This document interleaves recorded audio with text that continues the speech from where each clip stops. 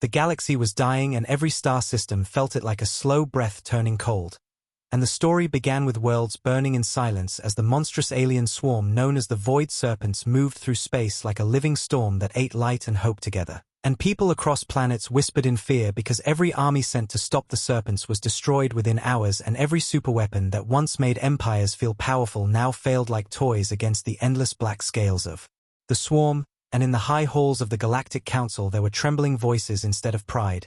And the war room that once held confident leaders now echoed with panic as holoscreens showed red blinking markers, one after another, worlds falling, borders collapsing, survivors screaming until signals went dead.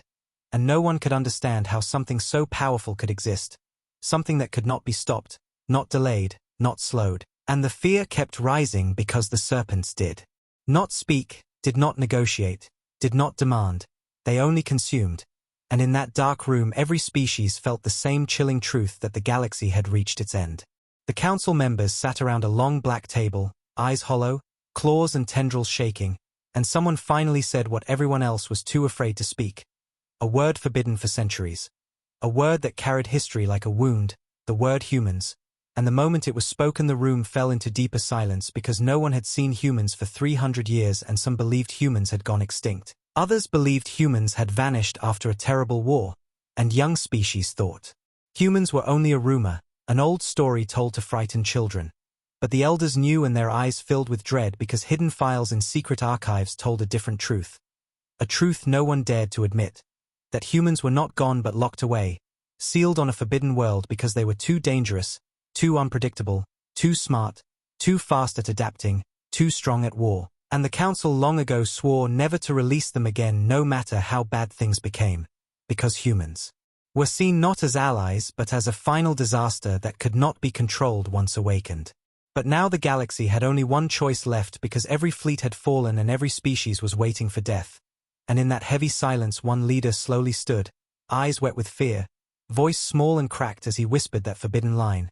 The last line written in ancient emergency protocol, last option, unleash the humans.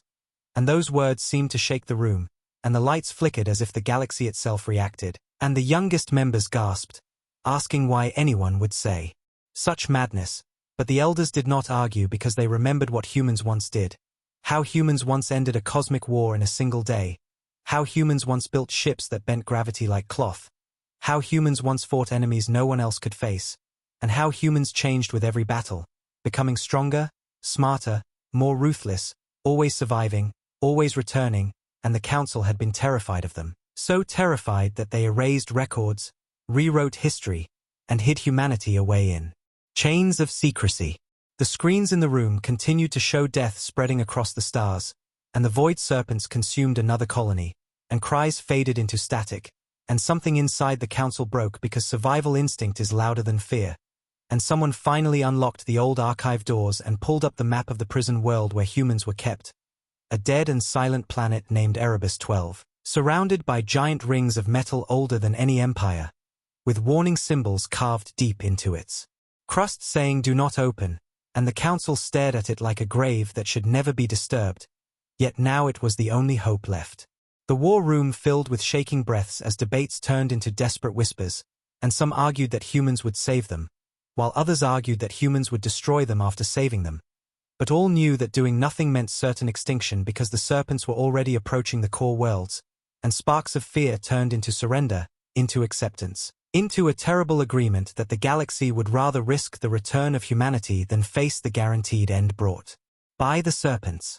A fleet was assembled in secrecy, ships painted black, signals hidden, crews sworn to silence, and they were ordered to travel to Erebus 12 and open what no one had dared open for centuries.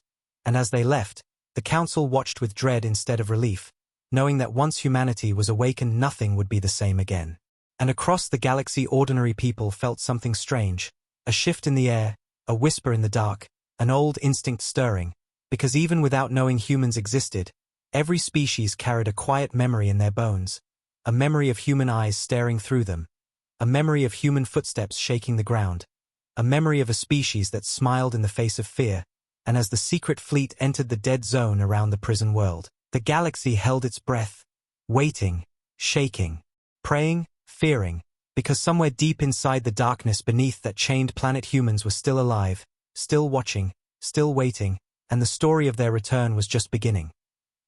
The secret fleet moved through cold space like a silent shadow, engines dim, radios muted, every pilot breathing slowly as if afraid the void serpents could hear their heartbeat across the stars.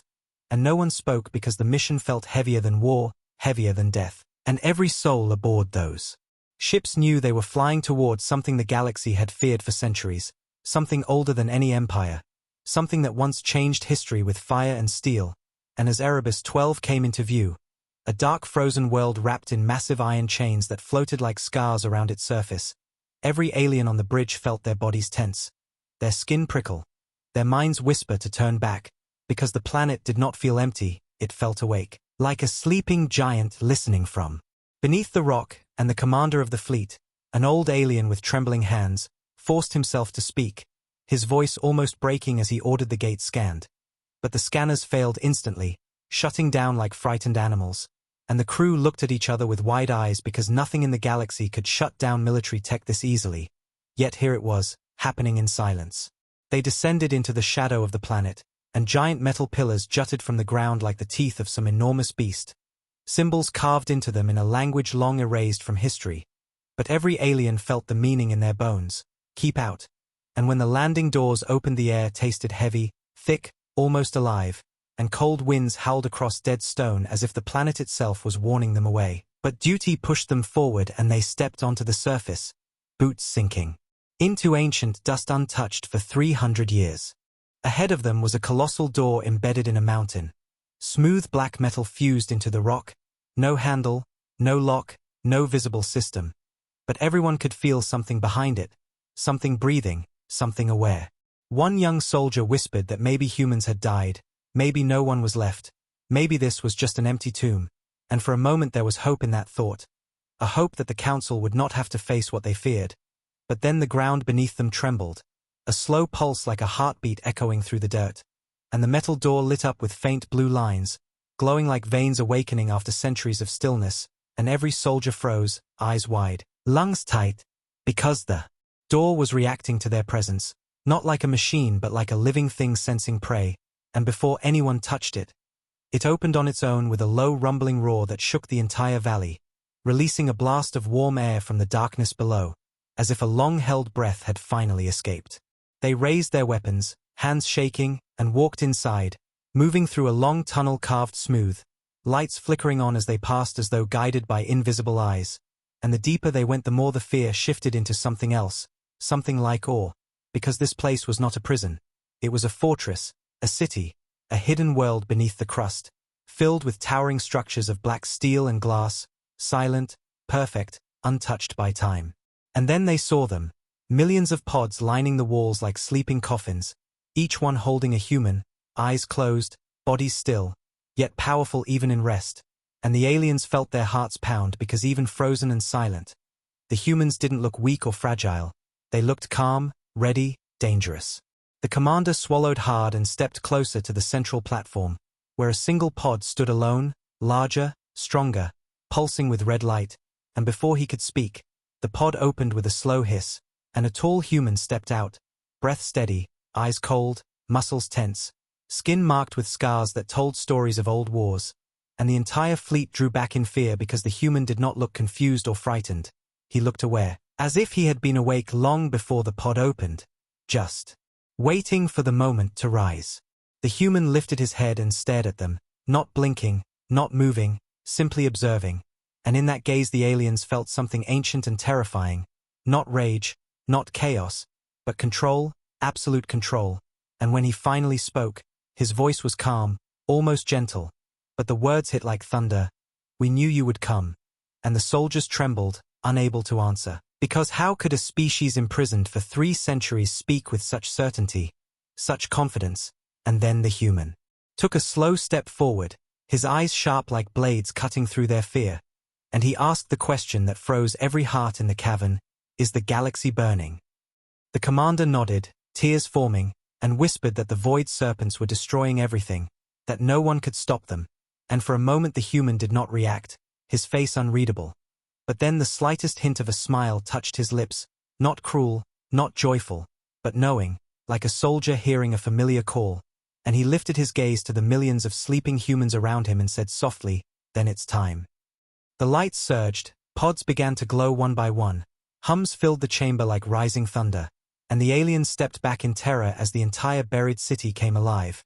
And in that moment they understood the truth that history had tried to bury. Humans were not locked away because they were monsters. They were locked away because they were humanity's greatest weapon, and now that weapon was waking. The chamber shook with growing light as pod after pod flickered awake, millions of soft glows, spreading like stars being born in the dark, and the aliens could only watch, frozen between terror and wonder, as humanity stirred for the first time in 3 centuries, and every heartbeat in that cavern felt louder than thunder, louder than war, and louder than hope itself. The tall human who had stepped from the central pod stood completely still, his breath calm, his eyes sharp, his presence so heavy that even the armed soldiers felt smaller, weaker, like children standing before a force they could not measure. And when he finally turned his gaze back to the alien commander, it was not with anger or confusion, but with a quiet certainty, as if he already knew everything that had happened during their long imprisonment. The commander tried to speak, his voice shaking as he explained that the void serpents had destroyed thousands of worlds, that no army could stand against them, that the galaxy was weeks away from total extinction, and as he spoke his voice cracked, because saying it aloud made the truth feel real for the first time, and his fear spilled into tears he never expected to shed. The human listened without blinking, his expression unreadable, and when the commander finished, silence wrapped the chamber like a cold blanket, and for a moment it felt like time itself was holding its breath. Then the human stepped forward, slow and steady, each footstep echoing through the metal floor, and he reached out to touch one of the glowing pods nearby, resting his hand gently against the cold glass, and his voice softened, almost breaking as he whispered, 300 years, they kept us waiting. There was no anger in his tone, only a deep, aching sorrow, a loneliness buried beneath strength, and for the first time the aliens saw something they did not expect. Humanity had been abandoned, forgotten, locked away not just as a threat but as a sacrifice. He turned his eyes to the millions sleeping around him and his voice lowered to a trembling murmur. We fought for them. We bled for them. And they feared us more than the enemy. His jaw tightened, not in hatred, but in pain, and the weight of that betrayal felt so real that even the aliens felt ashamed for crimes they did not commit. Then, slowly, the pods began opening, not violently, not chaotically, but gracefully, like petals blooming in silence.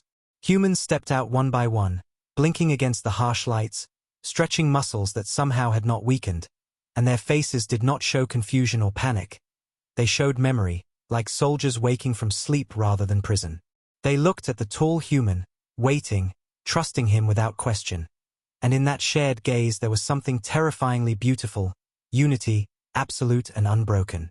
The alien commander whispered, almost breathless, "Who are you?" And the tall human turned, his eyes holding storms and sun at the same time, and he answered in a voice steady as steel, "I am Commander Wren, leader of the Terran Vanguard."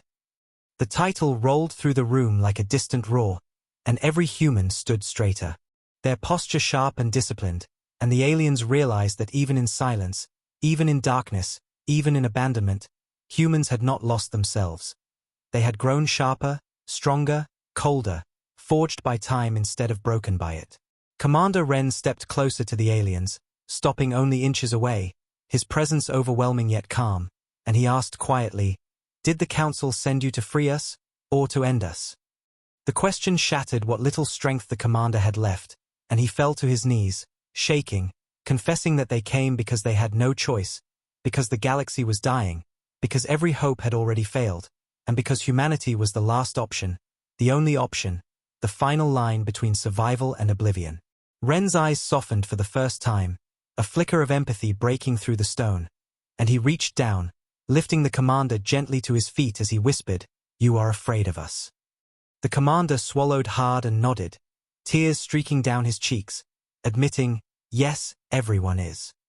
Wren's answer was quiet, almost tender, "Good. Fear keeps you honest." And then he turned toward the awakening army, men, women, young, old, all standing in perfect formation without being told, their eyes burning with silent purpose, and he raised his voice, loud enough to shake the chamber, "Humanity stands once more."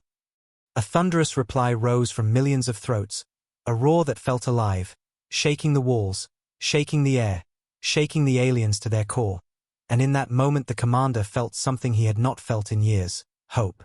Terrifying hope. Commander Wren looked back at the aliens, his voice calm but iron-strong. "You did not free us. You awakened us." The lights around them surged brighter, metal structures deep in the cavern rumbled to life, engines hummed like sleeping beasts stretching their wings, and a hidden platform began to rise, revealing massive doors that led even deeper underground.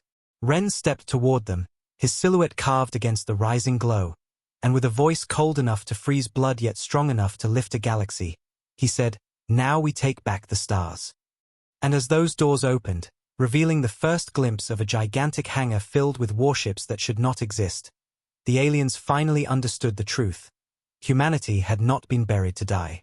Humanity had been buried to prepare. The hangar opened like the mouth of a sleeping titan, metal grinding against metal as ancient locks cracked apart, dust falling in shimmering clouds, and a wind of warm air rushed out, carrying the deep hum of engines that had not been heard in 3 centuries, yet somehow sounded alive, awake, eager, and the aliens stepped back in disbelief as the cavern revealed its true purpose: not a prison, not a tomb, but an armory built for a species that had once terrified the stars. Towering warships rested in rows, sleek black hulls reflecting the faint blue lights, their shapes unlike anything the galaxy had ever designed, sharp, predatory, silent, like creatures forged from shadows and steel, and every alien felt a chill crawl up their spine because these were not machines of defense. They were machines of dominance, built not to protect worlds, but to conquer whatever threatened them. Commander Wren walked forward, the echo of his footsteps swallowed by the immensity of the space around him, and his eyes softened, not with pride, but with grief, as he whispered, "They took our freedom, but they could not take our fire." And for a brief moment the strength in him flickered, revealing the pain of a leader who had watched his people locked away, forgotten, abandoned, yet still standing. The humans behind him followed in silent formation, each face calm, each gaze steady, and something about their stillness was more terrifying than rage, because they did not look like prisoners unleashed. They looked like soldiers returning to a mission they never stopped believing in. One alien soldier, younger than the rest, stepped forward with shaking hands, eyes wide with fear and wonder, and asked in a trembling voice how these ships had survived for 300 years without maintenance, without crews, without fuel. And Wren turned slowly, his expression calm and unreadable, and answered in a low voice that carried a weight too heavy to fully understand: "We built them to wait. The galaxy forgot us. Our machines did not." It was then that the floor beneath them vibrated, a deep pulse that resonated through bone and metal, as if the hangar itself was waking, and holographic screens flickered to life along the walls, displaying star maps, enemy paths, casualty counts, and for the first time, the aliens saw the truth. Human systems had been tracking the void serpents long before the Council admitted defeat, long before the galaxy cried for help. Humanity had known this day would come. Humanity had prepared for it. The alien commander's voice cracked as he whispered, "You knew," and Wren turned his gaze to the swirling map of the galaxy, dominated by the spreading red of destruction, and his jaw tightened, not in anger, but in aching resolve. "We knew the galaxy would choose fear over trust. We knew one day you would need us, not as allies, but as saviors." His voice trembled, not with pride, but with sorrow, because saving those who abandoned you is a wound deeper than war, and the aliens felt that pain like a blade, realizing humanity had suffered in silence while the galaxy told stories that painted them as monsters. Wren placed his hand against the hull of the largest ship, a colossal vessel taller than mountains, its matte black armor absorbing the light around it, and the metal beneath his palm lit up with soft silver patterns, reacting to his touch like a heartbeat finding its rhythm after centuries of stillness. And the entire hangar shook as the ship began powering on, engines roaring to life in a deep, primal growl that made every alien drop to their knees in raw instinctive fear. The lights rippled across the ship's surface, revealing its name engraved in ancient Terran script, Vanguard Prime, and the moment the name was spoken aloud, every human standing in formation clenched their fists, eyes burning with silent fire, because this was not just a warship, it was a memory, a promise, a ghost of their past rising to reclaim the future. Wren's voice echoed through the hangar as he whispered, the first of our kind. The last of our mercy. The aliens stared at him, confused, trembling, desperate to understand what that meant. And Ren looked at them with eyes that held storms and scars and unspoken truths. And he revealed the deepest secret buried beneath 300 years of silence. We were not locked away because we were dangerous. We were locked away because we were evolving. The words hit the air like a shockwave, and suddenly everything made sense. The calm, the strength, the unity. The technology, the readiness. Humans had not stagnated in captivity. They had grown sharper, stronger, faster, mentally and physically, shaped by isolation into something beyond what the galaxy once feared. The hangar roared as engines across dozens of ships ignited, heat blasting through the air, lights blazing like dawn breaking after endless night, and Ren stepped onto the loading ramp of Vanguard Prime, his silhouette sharp against the burning glow, and he spoke with a voice that trembled with emotion, not fury. We fight not for revenge. We fight because we remember what hope felt like. For the first time, the aliens saw tears in a human's eyes, silent and shining, and the cavern seemed to breathe with him, millions of hearts rising as one, as he lifted his head and declared, "We will save the galaxy, even if the galaxy could not save us." And as the ship began to rise, engines shaking the world, humans marching aboard in perfect formation, the alien commander felt something he never thought possible, gratitude and terror blending into one. As he whispered the truth he had tried so long to deny, humanity was never the last option. Humanity was the only option. And the doors of the hangar thundered open to the stars, welcoming a force the universe had buried, feared, forgotten, until now, because humanity was no longer asleep, no longer chained, no longer silent. Humanity was unleashing itself as Vanguard Prime lifted from the underground cradle. The entire planet seemed to tremble like a heart learning to beat again, dust spiraling upward, metal chains rattling across the dead surface of Erebus, 12 as if the world itself was exhaling after 3 centuries of suffocating silence, and the aliens watching from their smaller ships felt their legs weaken because nothing in their histories, nothing in their wars, nothing in their nightmares had prepared them for the sight of a human warship awakening, its black armor swallowing the light around it, its engines roaring not like machines but like living thunder. One by one, more Terran warships rose, sleek, sharp, silent killers of steel, lifting in perfect formation, their movements smooth and predatory, like creatures designed for the hunt, and the alien crew aboard the observation deck stared in or as thousands of human soldiers marched into position, their faces calm, their eyes focused, their posture unwavering, and the strangest truth settled into every watching heart. Humans were not excited, not fearful, not angry. They were ready. Ready in a way that only a species born from struggle, betrayal, and silence could be.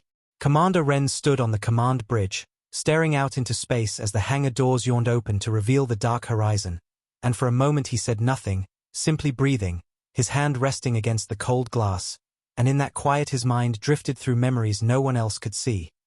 The moment the Council ordered humanity sealed away, the cries of families torn apart, the final day when light was taken from them, and above all, the crushing weight of knowing the galaxy they once saved chose fear instead of gratitude.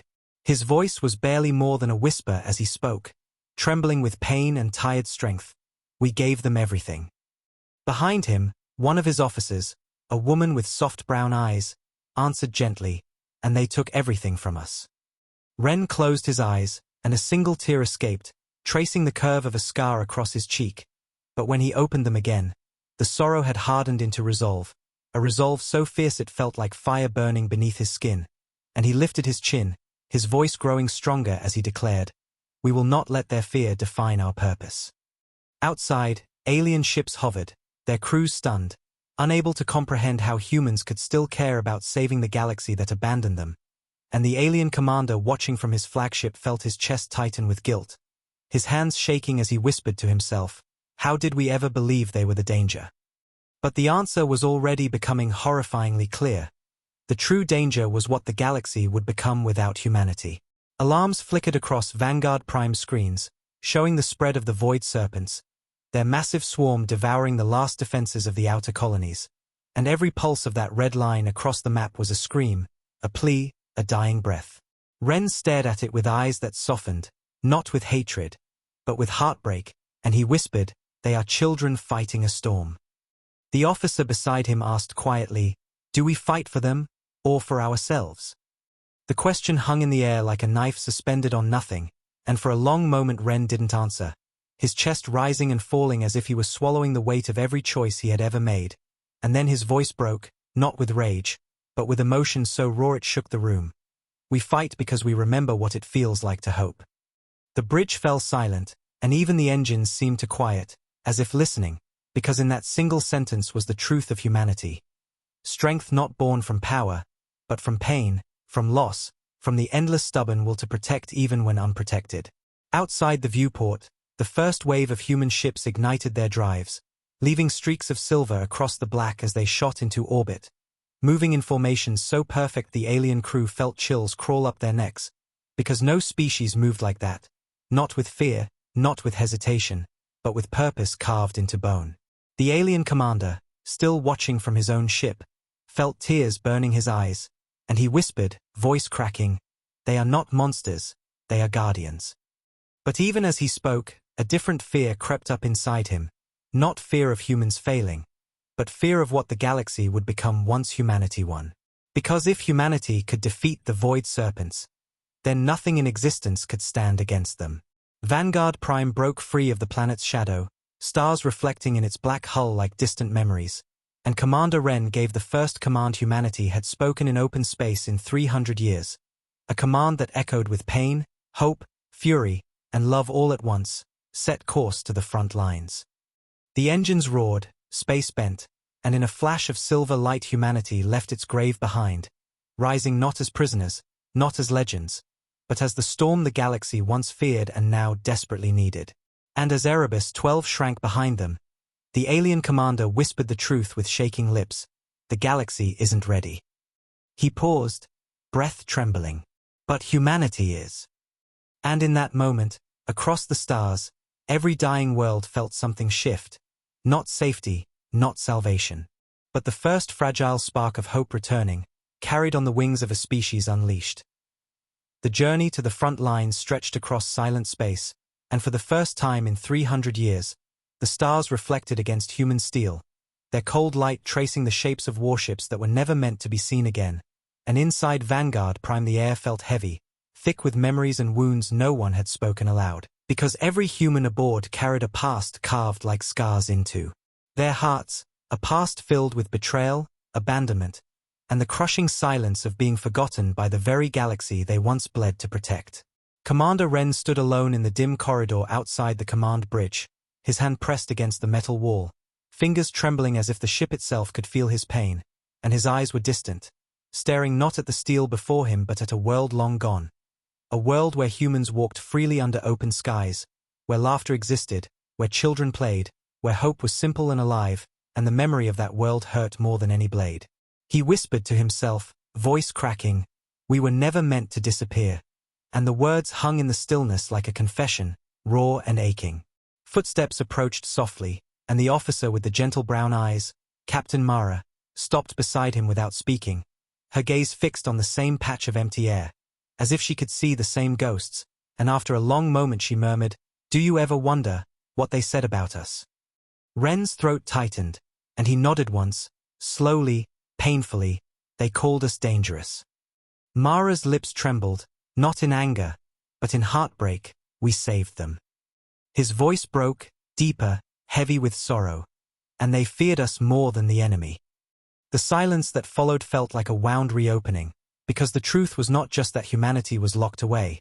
It was that the galaxy chose fear over gratitude, control over trust, abandonment over alliance, and that choice carved a loneliness so deep it almost devoured them in the dark. Yet somehow, they endured. Somehow, they held on to themselves. Somehow, they woke without hatred burning their souls. The intercom chimed softly, breaking the stillness, as the navigation officer announced they were nearing the front lines, and Ren inhaled sharply, wiping the lingering tear from his face before stepping back onto the bridge, his expression shifting from wounded to resolute, because even pain could not drown purpose. The viewport filled with the first sight of the war zone, an entire star system swallowed in black, debris drifting like shattered bones, broken ships spinning in silence, their lights dead, their crews gone, and the void serpents moving through the wreckage like rivers of living darkness, endlessly twisting, endlessly consuming. The alien commander aboard his own ship gasped, his voice trembling with horror. No one survived. Ren stared, jaw tightening, eyes softening not with fear but with grief, because he could almost feel the last breaths of those who fought here, species who died believing there was no hope left. He whispered, almost like a prayer, "We are too late for them." Mara stepped closer, voice cracking, but not for the rest. And then the scanners flickered, detecting a faint distress signal, a desperate pulse from a lone crippled vessel drifting near the edge of the swarm. Its hull torn apart, fires burning inside, air leaking into space, and weak voices crying out, begging, pleading, praying to anyone still listening. Ren's breath hitched, because that signal wasn't meant for humans. No one knew humans still existed. Yet somehow, those dying voices reached them, and in that sound was a truth that shattered every wall humanity had built around their pain. The galaxy hadn't just abandoned them. The galaxy still needed them. Without hesitation, Ren's voice rang out, steady but trembling with emotion. Divert course. Save them. The alien commander stared in disbelief. You would risk your fleet, for strangers. Ren turned toward him, eyes filled with a fierce, fragile light. We remember what it feels like to be abandoned. The ship accelerated, engines roaring like a heartbeat returning to life, and the closer they drew to the dying vessel, the louder the screams became, until the bridge fell silent, every soul listening, every soul breaking. When Vanguard Prime unleashed its weapons, they did not roar with chaos. They sang with precision, beams of silent silver light slicing through the void serpents, movements so controlled, so effortless, that the aliens watching felt tears spill down their faces, because this was not brutality. This was mastery. This was evolution. This was humanity transformed. The serpents recoiled, writhing, retreating from a force they had never faced, and Ren's hands shook, not with rage, but with realization. We were meant to become this.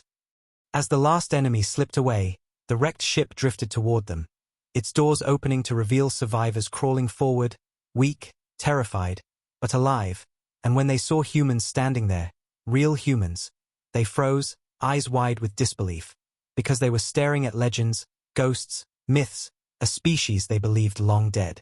One small child, barely breathing, reached out with trembling fingers and whispered in a broken voice, "Are you real?" And Ren knelt, his voice soft, trembling, filled with all the sorrow and all the hope humanity had carried for 3 centuries. We're here now. The child collapsed into his arms, sobbing, clinging to him like life itself, and in that moment every human aboard felt their hearts break open, because this tiny heartbeat, this fragile life, was why they returned. Not for revenge, not for power, but for the simple truth that no one deserved to die alone. And as the survivors were lifted aboard, as the stars burned silently around them, Commander Ren finally understood the deepest truth buried beneath their suffering. Humanity had not just survived imprisonment. Humanity had become the shield the galaxy was never strong enough to be. And now, awakened, unleashed, unstoppable, they would not fail. Not again. Not ever. The rescued survivors were barely aboard when the alarm screamed, a long, trembling wail that echoed through Vanguard Prime like a heartbeat turning into panic, and every screen on the bridge lit up with a horror no one wanted to see. The void serpents returning in numbers so vast they blotted out starlight.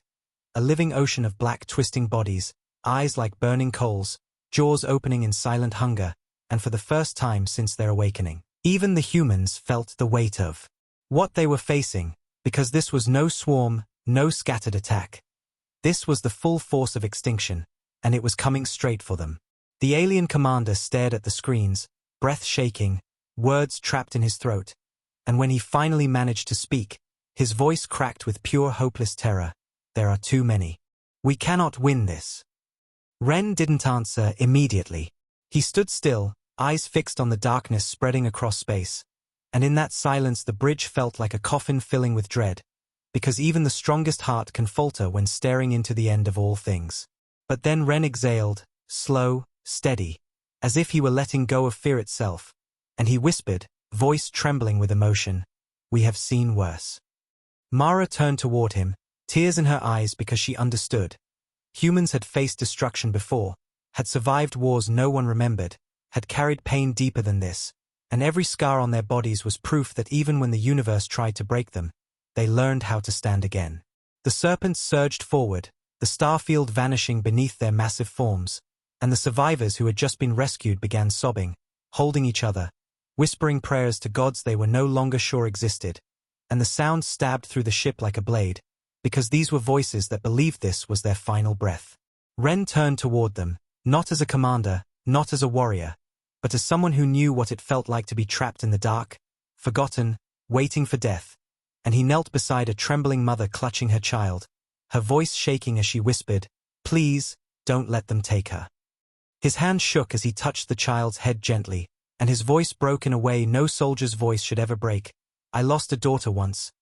The words hung in the air like shattered glass, because no one, not even the humans, knew that part of him, that buried grief deeper than any prison, and the mother's breath caught as Ren continued, eyes burning, voice raw, "I could not save her." A tear slipped down his cheek, quiet, unannounced, devastating, and he rose slowly, turning toward the bridge with a resolve so fierce it felt like a storm forming inside his chest.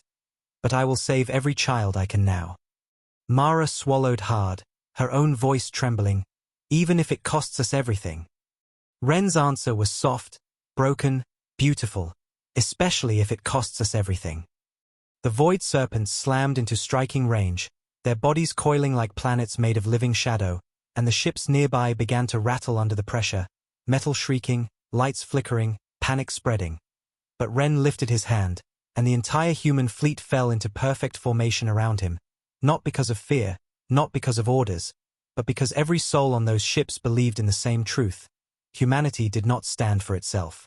Humanity stood for those who could not stand anymore. The alien commander whispered, voice shaking, "There is no strategy for this. No weapon strong enough. No escape."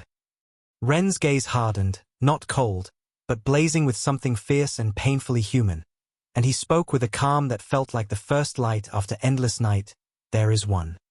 Mara's eyes widened, breath catching, because she understood before anyone else did, and she whispered in horror, "The Godbreaker." The room went still as death.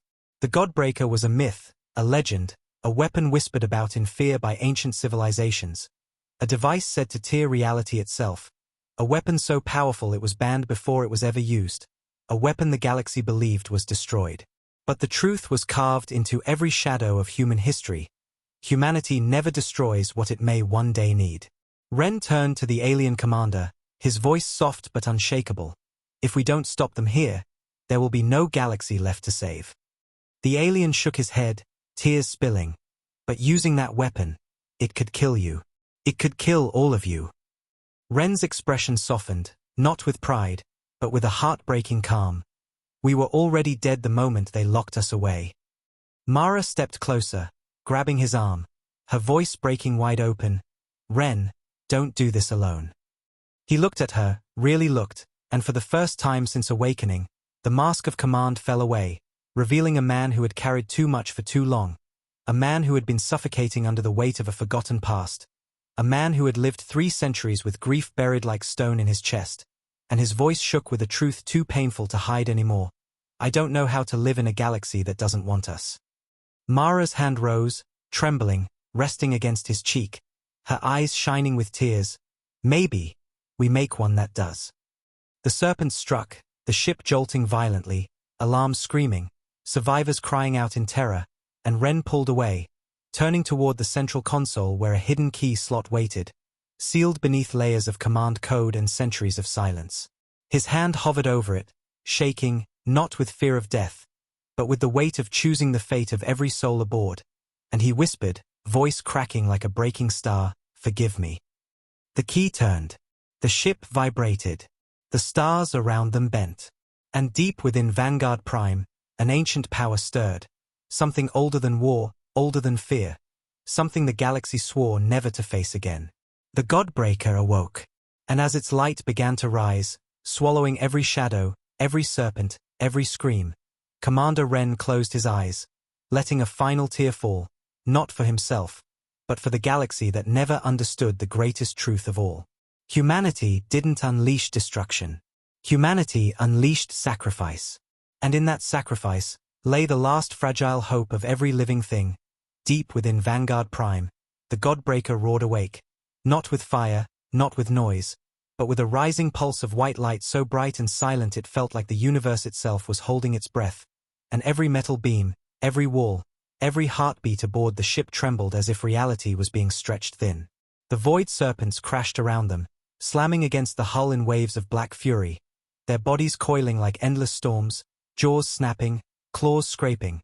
But the ship did not fall, it only vibrated harder, shaking under a power no living species had ever witnessed. And Commander Wren stood at the center of it all, knees buckling, breath shaking, body shivering under the impossible force he had unleashed. Mara grabbed a railing, her eyes wide with fear and love tangled together, watching Wren's silhouette blur in the rising light, his form dissolving into a brightness that felt too powerful for flesh, and she cried out over the chaos, her voice breaking, "Wren, stop. It's tearing you apart." But he only looked back once, just once, and in that fleeting second his face wasn't hard, wasn't commanding. It was human, painfully, beautifully human, filled with exhaustion and grief and a fierce tenderness, and his lips trembled into the smallest, saddest smile as he whispered, "Tell them, we didn't run."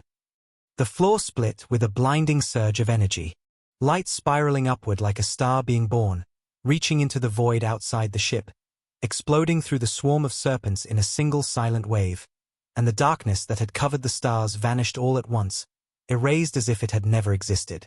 The Godbreaker didn't detonate like a weapon. It erased, unmade, dissolved matter itself, and the serpents screamed without sound, their forms unraveling into dust, their bodies breaking apart into glowing fragments that scattered like dying embers across the black, until the ocean of nightmares was simply gone. The battle ended in a breath. The swarm was no more. But inside the ship, the silence that followed was not victory, it was terror. The bridge lights flickered, monitors cracked, systems failed, and the survivors clung to each other, staring through the viewport at the empty space where certain death had just been. Not cheering, not celebrating, just shaking as the truth sank in. Humanity had done what no empire could. Humanity had stopped the unstoppable. But at a cost no one was ready to face. Because Wren was still standing in the center of the chamber where the Godbreaker was housed, but his body was slumped, shoulders shaking, skin pale, eyes unfocused, as if the weapon had carved the life out of him piece by piece. And when Mara reached him, her hands shaking as she cupped his face, she felt how cold he had become, colder than metal, colder than space, and her voice cracked like breaking glass, "Stay with me, please, don't go." His breath was shallow, barely there, fading like a fading echo, and he blinked slowly, fighting to stay present, fighting to stay human as the last residue of the Godbreaker's power flickered around him like ghostly threads of light. And with a voice so weak it was almost air, he whispered, "Did we save them?" Mara's tears fell onto his hands, warm against his fading skin, and she nodded through sobs she couldn't control. "Yes, yes, Wren. You saved them all."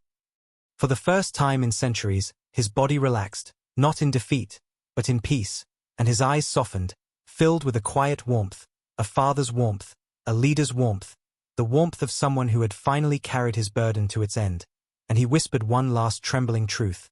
"Then, humanity can live again." His eyes closed. His hand slipped from hers. And the ship's heartbeat, the deep engine hum that had carried them here, went quiet. Mara collapsed to her knees, her cry tearing through the silence like a wound, and every human aboard felt the same pain crash through their chest. A pain sharper than war, sharper than fear, because they hadn't lost a commander. They had lost the one soul who carried all their sorrow so they didn't have to. Outside, the stars slowly returned, glowing in the emptiness left behind, and the alien commander watched from his ship with tears streaming down his face, whispering shakily, "He saved us even after everything we did to them." His crew bowed their heads, not in fear, not in obedience, but in respect, a respect the galaxy had forgotten, a respect they should have given long ago. And then the transmissions began, across broken worlds, across distant colonies, across every surviving station. Voices crying in disbelief, "The serpents are gone. The darkness is gone. We're alive." Hope spread like wildfire, but the humans did not cheer. They stood in silent formation on the decks of their ships, heads bowed, honoring the man who gave them back the stars. As Mara rose, wiping her tears with a trembling hand, she looked out into the vastness of space and felt something shift, not around her, but inside her, an understanding that Ren's sacrifice was not an ending. It was a beginning. Humanity had saved the galaxy. Humanity had proven its heart. Humanity had earned its place. And now, humanity would no longer bow. Slowly, she turned toward the fleet, her voice steadying despite the pain tearing through her chest, and she whispered a vow that sent chills through every soul who heard it. We will not be caged again. Across the fleet, engines lit up, eyes lifted, spines straightened. Humanity was done hiding. Humanity was done waiting.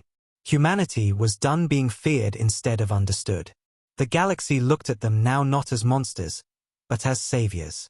And as the humans moved forward into the stars, united by grief, forged by sacrifice, driven by a leader's final breath, the universe itself seemed to shiver with the truth of what had been unleashed. The serpents were gone. The darkness was over. But something far more powerful now walked free. Humanity, unchained, unforgotten, and now, unstoppable. The story did not end with the Godbreaker. It began with the human heart that chose to save a world that never saved them. And somewhere, in the quiet between stars, that sacrifice still echoed like a promise. Humanity has returned. Humanity will rise. And the galaxy will never be the same again.